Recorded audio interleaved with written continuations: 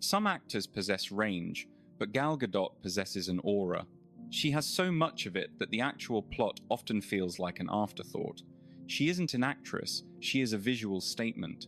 She doesn't come across as a person so much as a luxury brand extension, a high-end perfume commercial in motion, or a living screensaver.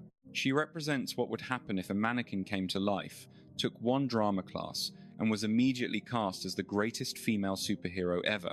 She is tall, graceful, and radiates the calm of someone who has never needed to raise her voice to win a fight. To her followers, she is pure elegance. To her detractors, she is a blank slate. To the film studio, she is simply a legal requirement. To everyone else, watching her is like drinking a cup of herbal tea. It looks fancy, but lacks any real flavor. Long before she was a household name, she was quietly building her filmography. If by building you mean standing perfectly still in the Times Fast and Furious Times movies, looking like a fashion model with a driver's license, as Gazelle, her character had the emotional depth of a car brochure and just as many expressions. She was fine at the job.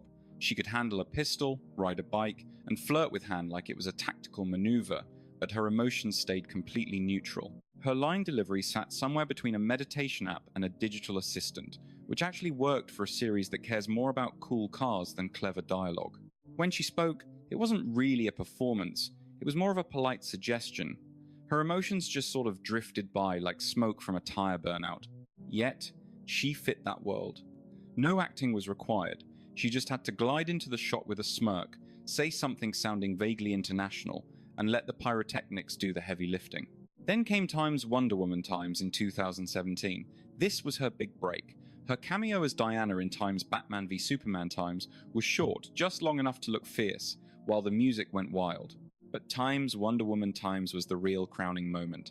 Honestly, she looks the part perfectly. You won't find anyone who looks more like a legendary warrior crafted by the gods themselves. The trouble starts once she begins to speak. Her acting is a mix of distant mystery and intense whispering, as if she's explaining something very basic to a small child.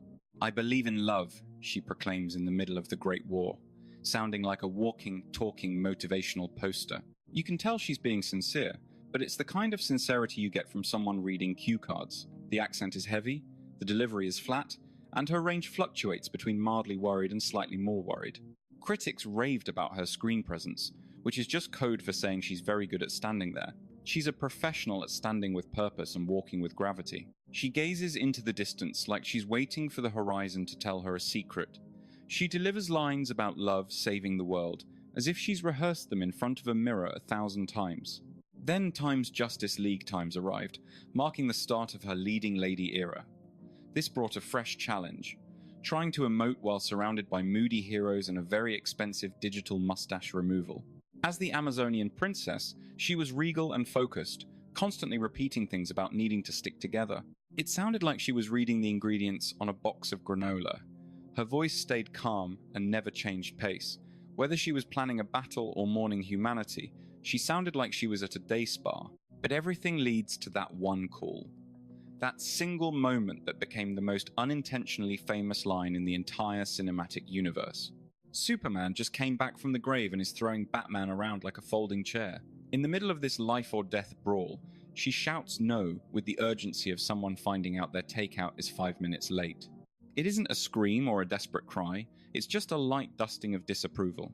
She says it like she's trying not to wake up a napping toddler, or like Clark is a roommate who forgot to take out the trash. The world is literally ending and punches are flying at the speed of sound, yet she looks merely inconvenienced. You can't even write that kind of deadpan energy. That line delivery will live forever. A cinematic treasure to be kept in a vault alongside I Am Groot and Do You Bleed. Because it's so flat and detached from the actual stakes, it becomes legendary. That is the great mystery of her career. She underplays things so much that she becomes a meme icon.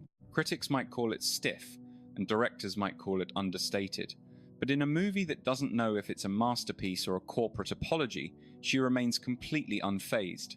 Her voice never shakes. Her face never moves. She is the picture of consistency. She's a statue with an acting license, a goddess of blank stares floating through the chaos. Fast forward to Time's Wonder Woman 1984 asterisk, where things got really bizarre. The film is a chaotic mess of strange creative choices. We've got magical rocks, ethical nightmares involving body swapping, and a villain driven by jazz hands capitalism. Through it all, she just floats through the scene like a beautiful, detached spirit. There's a big emotional scene where Diana has to say goodbye to her magically revived boyfriend. She sort of cries. She kind of weeps. Maybe her lip twitches a little. But it all has the emotional impact of a shampoo commercial. You don't feel her pain, you just recognize the intention. It's like a robot trying to simulate a breakup on a low battery. Next is Time's Red Notice **, that Netflix movie that feels like it was written by an artificial intelligence fed nothing but social media captions and old action scripts. She stars with The Rock and Ryan Reynolds in a movie that defines algorithmic chemistry. Yet, once again, you can't look away. Not because the performance is deep, but because she's doing it in designer heels and a $4,000 gown while holding a gold egg. She plays a femme fatale who flirts and explains the plot like she's recording a voice memo for her phone. She's seductive in the same way a car ad is all shiny surfaces and zero real danger. Her fight scenes look like choreographed dance. Her jokes land with the timing of someone who just started learning the language. She's not bad, she's just stuck on a loading screen. Then there's Time's Death on the Nile *, which featured the most unintentionally funny line in recent memory. Also, there was enough bubbly to drown the whole river. A line that should have been full of old money glamour ended up sounding like a smart speaker trying to be sexy. It's the kind of moment that makes you pause the TV and stare into space. But blaming her misses the point entirely. She isn't hired for her Shakespearean talent. She's hired because she is a powerful global brand. She projects a sense of calm and beauty you only see in luxury spa ads. Her acting isn't exciting, but it's reliable. She's the high-end retail store of actors, clean, shiny, and emotionally empty. Look at Time's Heart of Stone *, the spy flick meant to be her own franchise. She plays a secret agent with the emotional complexity of a router. The stunts are okay, and things blow up constantly. Her face has one setting. She says things like, "I don't have friends. I have a mission with the same energy as someone asking to speak with a manager." It isn't dramatic, it's corporate, and somehow it works. Not because she makes the script better, but because she is the script. She doesn't dive into a scene. She just skips over it like a flat stone on a pond. Beautiful to watch, but never actually breaking the surface. So, does she have range? Well, that depends on how you define it. Forget about messy breakdowns or dramatic outbursts with this star, but if the script calls for a flawless warrior wielding a blade while gazing at a digital horizon, she is absolutely peerless. Avoid viewing her as a shapeshifter since she functions primarily as a high-end label. Casting directors don't seek her out for character immersion. They want that specific magnetism and those legendary facial features to dominate the screen.